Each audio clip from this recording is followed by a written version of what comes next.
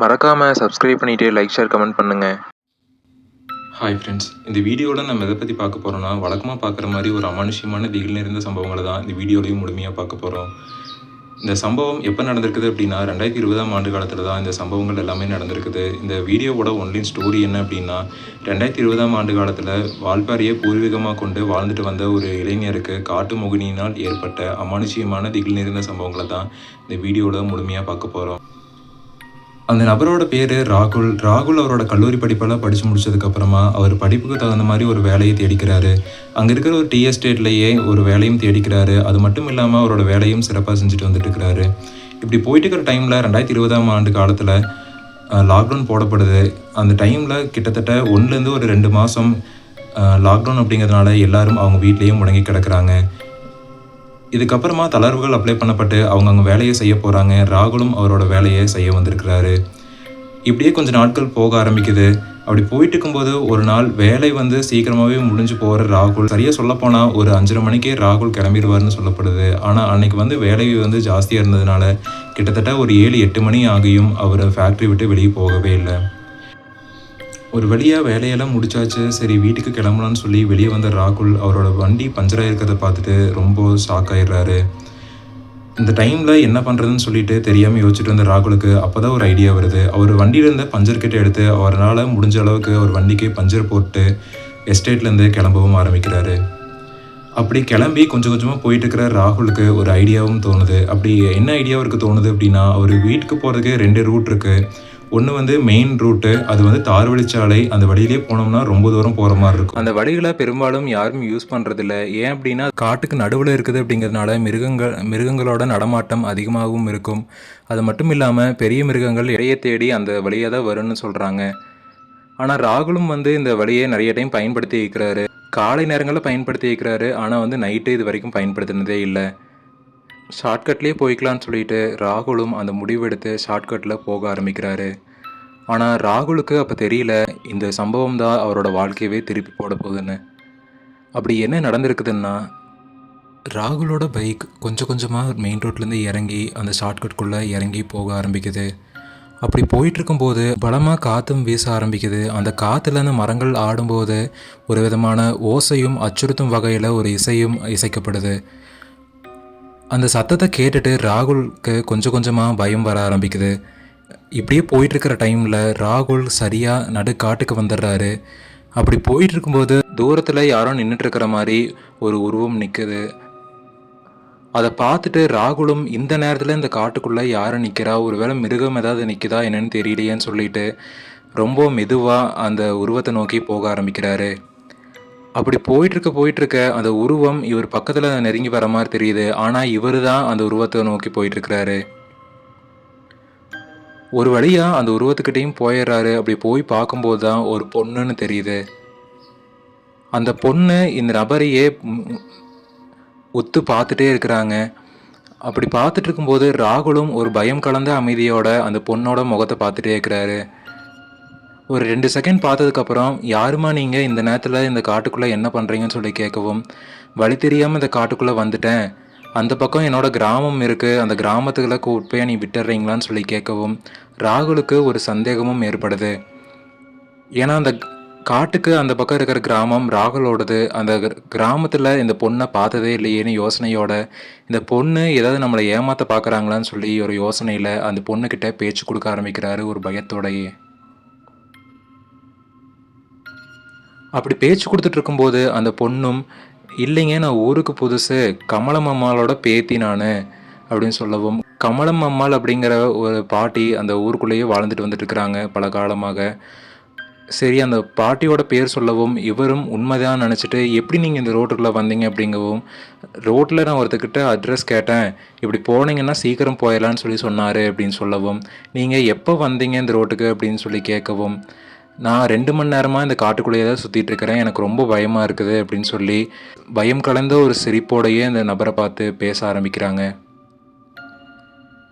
என்னதான் அந்த பொண்ணு பயமாக இருக்குன்னு வாய் வார்த்தையை சொன்னாலும் அந்த பொண்ணோட முகம் ரொம்ப வெளிச்சமாகவும் ரொம்ப பிரகாசத்தோடையும் சிரிச்ச முகமாகவே ராகுல்கிட்ட பேசிகிட்டு இருக்கிறாங்க.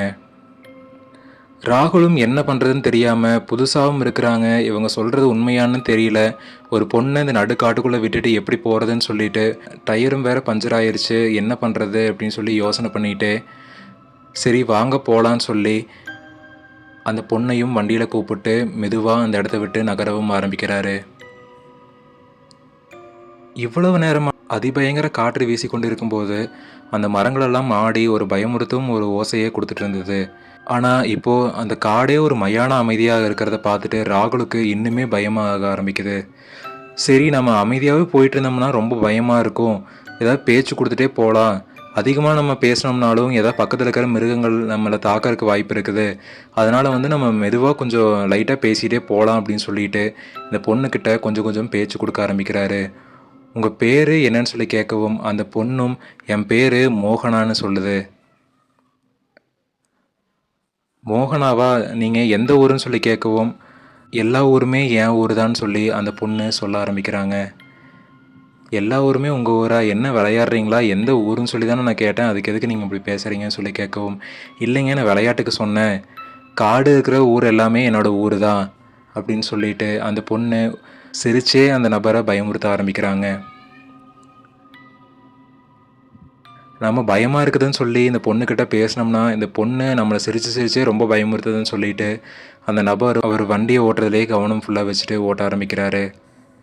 இப்படி போயிட்டுருக்கிற டைமில் அந்த பொண்ணு சப்போர்ட்டுக்காக வண்டியில் தான் கை வச்சுட்டு இருந்துருக்குறாங்க. டக்குன்னு ராகுலோட தோளில் கை வச்சு ஆசை வார்த்தைகளால் ராகுலுக்கு ஆசை காமிக்க ஆரம்பிக்கிறாங்க. அந்த பொண்ணு என்ன பேசுகிறாங்க அப்படின்னா ராகுல்கிட்ட நீ ரொம்ப அழகாக இருக்கிற, உனக்கு கல்யாணம் ஆயிடுச்சான்னு சொல்லி ராகுல்கிட்ட பேச ஆரம்பிக்குது. அப்படி பேச ஆரம்பிக்கவும் ராகுலும் என்ன இந்த பொண்ணு சம்மந்தமே இல்லாமல் தெரியாத ஒரு நபர்கிட்ட இப்படியெல்லாம் பேசுதேன்னு சொல்லிட்டு ராகுலும் இல்லைங்க எனக்கு கல்யாணம் ஆகலை, எனக்கு வயசும் கம்மி தான்னு சொல்லிட்டு வண்டி ஓட்டுறதே கவனமாக இருக்கிறாரு. அப்படி போயிட்டு இருக்கும்போது என்ன நீ கல்யாணம் பண்ணிக்கிறையா அப்படின்னு சொல்லி அந்த பொண்ணு கேட்க ஆரம்பிக்கிறாங்க. அப்படி கேட்டதுக்கு ராகுலும் என்னங்க விளையாடுறீங்களா, நானே ஒரு பயத்தோடு அந்த வண்டியை ஓட்டிகிட்ருக்கிறேன், எந்த நேரத்தில் எந்த விலங்கு நடுவில் வரும்னு சொல்லி தெரியாமல் நானே ஒரு பதட்டத்தோடு வண்டியை ஓட்டிகிட்ருக்கிறேன், அது மட்டும் இல்லாமல் என்னோடய வண்டியோட டயர் வேறு பஞ்சர் ஆயிடுச்சு, இப்போ தான் நான் பஞ்சர் போட்டு வந்தேன், எப்போ பஞ்சர் ஆகி நிற்கணும்னு தெரியல, இதில் நீங்கள் வேறு ஏங்க என்னை போட்டு இது பண்ணுறீங்க அப்படின்னு சொல்லிட்டு அந்த நபர் இந்த பொண்ணுக்கிட்ட பேச்சு கொடுத்துட்டே போயிட்டுருக்காரு. அப்படி போயிட்டுருக்க டக்குன்னு அந்த பொண்ணு ராகுலோட தோள்பட்டையில் கை வைக்கிறாங்க. இதை பெருசாக எடுத்துக்காத ராகுலும் கம்முன்னு விட்டுறாரு. அப்படி போயிட்டுருக்க வேறு ஒரு முக்கால்வாசி தூரம் இவங்க வந்ததுக்கப்புறமா அந்த ராகுலோட தோள்பட்டையை அந்த பொண்ணு ரொம்ப இருக்க ஆரம்பிக்கிறாங்க. இதை கவனிச்சுட்டே அந்த ராகுலும் தோள்பட்டை ரொம்ப வலிக்குதுங்க, கொஞ்சம் லூஸாக பிடிங்க அப்படின்னு சொல்லி அந்த பொண்ணுக்கிட்ட சொல்லவும் அந்த பொண்ணு இதெல்லாம் கேட்காம ரொம்ப இறுக்கமாக அந்த தோள்பட்டையை அழுத்தி பிடிக்க ஆரம்பிக்கிறாங்க. ஒரு கட்டத்துக்கு மேலே ராகுல்னால் தாங்க முடியாததுனால டக்குன்னு பிரேக்கை போட்டு வண்டியை நிப்பாட்டிடுறாரு. நிப்பாட்டிட்டு திரும்பி அந்த பொண்ணுக்கிட்ட ஏங்க நான் தான் சொல்கிறேன்ல தோள்பட்டை ரொம்ப வலிக்குது, லைட்டாக பிடிங்கன்னு நான் தான் சொல்கிறேன்ல, ஏன் இப்படி பண்ணுறீங்க அப்படின்னு சொல்லி கேட்கவும் இல்லை எனக்கு ரொம்ப பயமாக இருந்தது, அதனால தான் நான் கை ரொம்ப டைட்டாக பிடிச்சிட்டேன் அப்படின்னு அந்த பொண்ணு சொல்கிறாங்க. இதுக்கப்புறமா ராகுல் சரி அழுத்தி பிடிக்காதீங்க, லைட்டாக பிடிங்க, தோள்பட்டை எனக்கு ரொம்ப வலிக்குது அப்படின்னு சொல்லிட்டு வண்டி மூவ் பண்ணுறக்கு பார்க்குறாரு. வண்டி ஆஃப் ஆயிடுது. இதுக்கப்புறமா ராகுலும் என்னடா இது வண்டி ஆஃப் ஆயிடுச்சு அப்படின்னு சொல்லிட்டு ராகுலும் கிக்கரை அடிச்சு பார்க்குறாரு. வண்டி ஸ்டார்ட் ஆகலை. என்னடா பண்ணுறது, நடுக்காட்டுக்குள்ளே சிக்கிட்டமேன்னு சொல்லிட்டு அந்த பொண்ணை கீழே இறங்க சொல்லிட்டு ராகுலும் அவருக்கு தெரிஞ்சதெல்லாம் பண்ணுறாரு. ஆனால் வண்டி ஸ்டார்ட் ஆகிற மாதிரியே இல்லை. சரி இதுக்கப்புறமா என்னதான் பண்ணுறது அப்படின்னு சொல்லிட்டு சரி ஒரு 2 கிலோமீட்டர் போனோம் அப்படின்னா நம்ம ஊருக்கு போயிடலாம், வாங்க அப்படின்னு நடந்தே போயிடலான்னு சொல்லிட்டு அந்த பொண்ணையும் கூப்பிட்டு அவரும் நடந்து போக ஆரம்பிக்கிறாரு. அப்படி நடந்து போயிட்டுருக்க அந்த பொண்ணு நடக்க சலங்கை ஒலிகள் அந்த காட்டு முழுக்க ஒலிக்க ஆரம்பிக்குது. அது மட்டும் இல்லாமல் அந்த காடே மணக்கும் வகையில் மல்லிகை வாசம் மணக்க ஆரம்பிக்குது.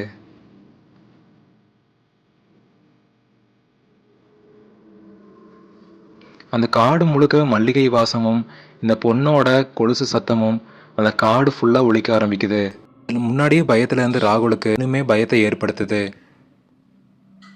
வேறு வழி இல்லை, கொஞ்சம் சீக்கிரமாக நம்ம ஊருக்கு போயிடலான்னு சொல்லிட்டு ராகுலும் சீக்கிரம் வாங்க நம்ம போயிடலான்னு சொல்லிட்டு நடந்து போக ஆரம்பிக்கிறாங்க.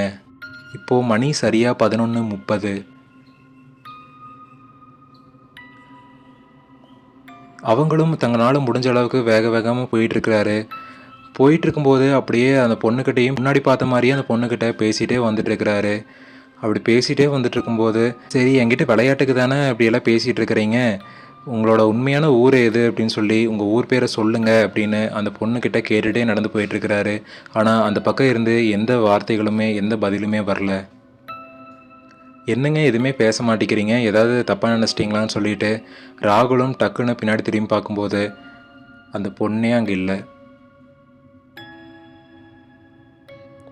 இதெல்லாம் பார்த்துட்டு இருந்த ராகுலுக்கு இன்னுமே பயம் அதிகமாகுது. இதுக்கப்புறமா என்ன பண்ணுறதுன்னு தெரியாமல் வண்டியை ஸ்டார்ட் பண்ண ஆரம்பிக்கிறாரு. எவ்வளோதான் ஸ்டார்ட் பண்ணாலும் வண்டி ஸ்டார்ட் ஆக மாட்டேங்குது.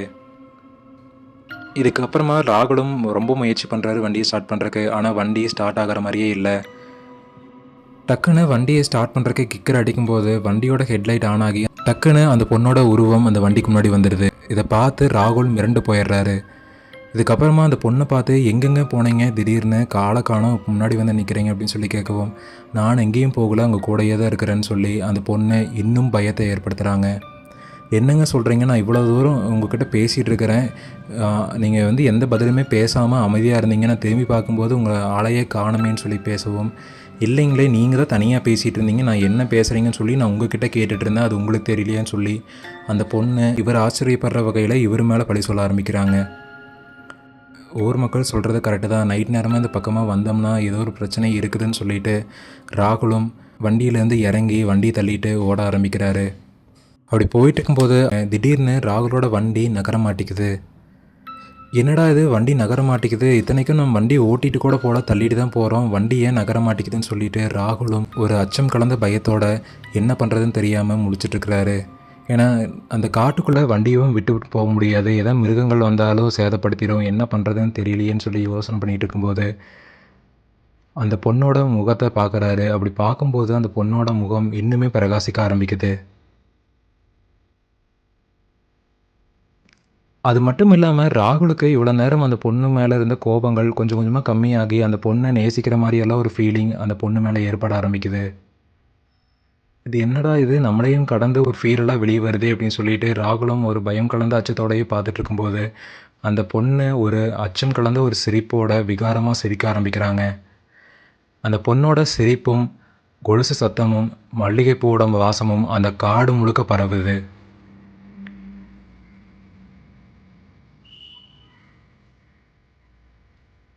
இதெல்லாம் பார்த்துட்டு இருந்த ராகுல் ஒரு கட்டத்தில் அந்த பொண்ணுக்கிட்ட மயங்கிற அளவுக்கு போயிடுறாரு. அப்படி போயிட்டு இருக்கும்போது டக்குன்னு ராகுலுக்கு ஃபோன் வந்துடுது. இதுக்கப்புறமா சுயநினைவுக்கு வந்த ராகுலும் ஃபோன் எடுக்கலான்னு பார்த்தா மறுபடியும் சிக்னல் இல்லாமல் கட் ஆகிடுது. அந்த பொண்ணோட முகம் இப்போது வேறு மாதிரியான தோற்றத்தில் தெரியுது, ரொம்ப விகாரமாகவும் தெரியுது. இதெல்லாம் பார்த்துட்டு இருந்த ராகுலுக்கு ரொம்பவுமே பயமாயிருது. இதுக்கப்புறமா நீங்கள் யாருன்னு சொல்லி ராகுல் அந்த பொண்ணுக்கிட்ட கேட்க ஆரம்பிக்கிறாரு. அதுக்கு அந்த பொண்ணு என்ன சொல்கிறாங்க அப்படின்னா, இல்லைங்க நான் தானே சொன்னேன் என் பேர் மோகனான்னு அப்படின்னு சொல்லவும், இல்லை நீங்கள் வந்து மோகனா இல்லை, நீங்கள் வந்து வேறு யாரோ என்னை வந்து ஏதோ பண்ண பார்க்குறீங்கன்னு சொல்லி ராகுலும் அந்த பொண்ணுக்கிட்ட பேச்சு கொடுக்க ஆரம்பிக்கிறாரு. இதுக்கப்புறமா அந்த பொண்ணோட தோற்றம் கொஞ்சம் விகாரமாகவும் கொடூரமாகவும் மாறுறத பார்த்துட்டு ராகுலுக்கு நல்லாவே தெரிஞ்சிருது இது வந்து ஒரு பொண்ணே கிடையாதுன்னு சொல்லிட்டு. இதுக்கப்புறமா ரொம்ப பயந்து போன ராகுல் அவரோட வண்டியை அங்கேயே போட்டுட்டு தலை தெறிக்க ஓட ஆரம்பிச்சிடுறாரு. கிட்டத்தட்ட 2 கிலோமீட்டர் இருக்கிற இடத்துல முக்கால்வாசி தூரம் இவங்க கடந்து வந்துட்டாங்க. ஒரு 2 கிலோமீட்டர் தான் தாண்டி போனாங்கன்னா அவங்க ஊருக்கே போயிடலாம். இதுக்கு மேலே வேறு வழியிலன்னு தெரிஞ்சுக்கிட்ட ராகுல் அங்கேருந்து ஓட ஆரம்பிக்கிறாரு. அப்படி ஓடிட்டு இருக்கும்போது அந்த பெண்ணோட சிரிப்பு சத்தம் அந்த காடு முழுக்க ஒலிக்க ஆரம்பிக்குது. என்னதான் நடந்தாலும் பரவாயில்லன்னு சொல்லிட்டு ராகுல் ஓடிட்டே இருக்கும்போது ஒரு கட்டம் கீழே விழுந்த ராகுல் என்ன பண்ணுறதுனே தெரியாமல் கீழே கிடக்கிற கல் மண் எல்லாத்தையுமே எடுத்து அந்த உருவத்து மேலே தூக்கி வீச ஆரம்பிக்கிறாரு. அப்படி என்னதான் வீசினாலும் எந்த பாதிப்புமே இல்லாமல் அந்த உருவம் இவரை நோக்கியே தான் வந்துட்டு இருக்குது. குறிப்பிட்டு சொல்லப்போனால் அந்த உருவம் நடந்து வரல, அந்த பொண்ணு மாதிரி இருக்கிற ஒரு உருவம் இவரை நோக்கி பறந்தே தான் வந்துட்டு இருக்குது. இதெல்லாம் பார்த்து இன்னும் பயந்து போன ராகுல் என்ன பண்ணுறதுன்னு தெரியாமல் இன்னும் மறுபடியும் அவர் விழுந்த இடத்துலேருந்து எந்திரிச்சு ஓட ஆரம்பிக்கிறாரு. எப்படியோ ராகுல் ஓடி வந்து காட்டோட எல்லைப்பகுதிக்கும் வந்துடுறாரு. எல்லைப்பகுதிக்கு வந்து காட்டை கடந்து போயிடலான்னு சொல்லி நினைக்கும்போது அந்த பெண் டக்குன்னு அவர் முன்னாடி வந்து அவரோட சட்டையை பிடிச்சி மறுபடியும் காட்டுக்குள்ளேயே தூக்கி வீசிடுறாங்க. இன்னும் பயந்து போய் ரொம்ப அச்சமடைந்த ராகுலுக்கு என்ன பண்ணுறதுனே தெரியாமல் அங்கேருந்த ஒரு பெரிய மரத்துக்கு பின்னாடி போய் ஒளிஞ்சுக்கிறாரு. ராகுல் எங்கே ஒளிஞ்சிட்டு இருக்கிறாருன்னு தெரியாத அந்த பெண் உருவமும் அங்கே வந்து நின்று ராகுலையே தேடிட்டு இருக்குது. என்ன கண்ணாம்பூச்சி விளையாடுறியா? எனக்கு வந்து கண்ணாம்பூச்சின்னா ரொம்ப பிடிக்கும். நானும் உன்னையே பிடிக்க போகிறேன், நானும் உன்னையே கண்டுபிடிக்க போகிறேன்னு சொல்லிட்டு ராகுலையே தேடுது. அப்படி தேடிட்டு இருக்கும்போது ராகுல் ரொம்ப படப்படுது. போய் என்ன பண்ணுறதுன்னு தெரியாமல் ராகுலோட குலதெய்வமான கருப்பண்ணசாமியை நினச்சி வேண்ட ஆரம்பிக்கிறாரு. கருப்பண்ணசாமி இப்படியே தான் நீ காப்பாதிருன்னு சொல்லி ராகுல் வேண்ட ஆரம்பிக்கிறாரு. அப்படி வேண்டிகிட்டு இருக்கும்போது அந்த உருவமும் ராகுலை தேடி அந்த பக்கம் போகும்போது ராகுல் அந்த வாய்ப்பை பயன்படுத்தி அங்கேருந்து வேகமாக எந்திரிச்சு ஓட ஆரம்பிச்சிடுறாரு. அப்படி எந்திரிச்சு ஓடிட்டு இருக்கும்போது ஒரு வழியாக காட்டோட எல்லைப்பகுதிக்கும் வந்துடுறாரு. எல்லைப்பகுதிக்கு வந்து அந்த காட்டை விட்டு தாண்டி குதித்து வெளியே ஓடியே போயிடுறாரு. இதுக்கப்புறமா காட்டோட எல்லைப்பகுதியை தாண்டி போனதுக்கப்புறமா ராகுல் ஒரு செகண்ட் திரும்பி பார்க்குறாரு. அப்படி திரும்பி பார்த்த ராகுலுக்கு கொடை நடுங்கி போயிடுச்சுன்னு தான் சொல்லணும். அப்படி என்ன நடந்திருக்குது அப்படின்னா, அப்போ தான் அந்த பெண்ணோட உண்மையான ஒரு உருவத்தையே பார்க்குறாரு. அந்த உருவம் எப்படி இருக்குதுன்னா, தலையிலேருந்து கால் வரைக்கும் முடி தொங்கிட்டு இருந்திருக்குது. அந்த பொண்ணோட கையிலையும் சரி கால்லையும் சரி நகங்கள் நல்லா நீண்டு வளர்ந்துருக்குது. இதெல்லாம் பார்த்த ராகுல் இன்னும் மிரண்டு போய் அந்த இடத்த விட்டு தலை தெறிக்க ஓடி போயிடுறாரு. குறிப்பிட்டு சொல்லப்போனால் ஒரு வீடு வரைக்கும் ஓடியே போயிருக்காரு. நடந்த சம்பவங்களை எல்லாம் அவங்க வீட்லேயும் ஊர் மக்கள்கிட்டையும் சொல்லவோ, அவங்க வீட்டுக்கு பக்கத்தில் இருக்கிற ஒரு கருப்பராயன் கோயிலுக்கு போய் சாமி கும்பிட்டு கயிறும் கட்டி விட்டுருக்குறாங்க.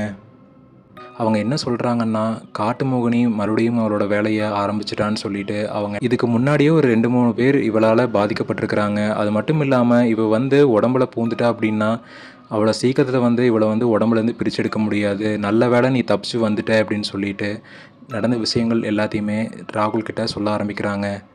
ராகுலும் எப்படியும் தப்பிச்சிட்டோன்னு சொல்லிட்டு ராகுலும் அமைதியாகிறாரு.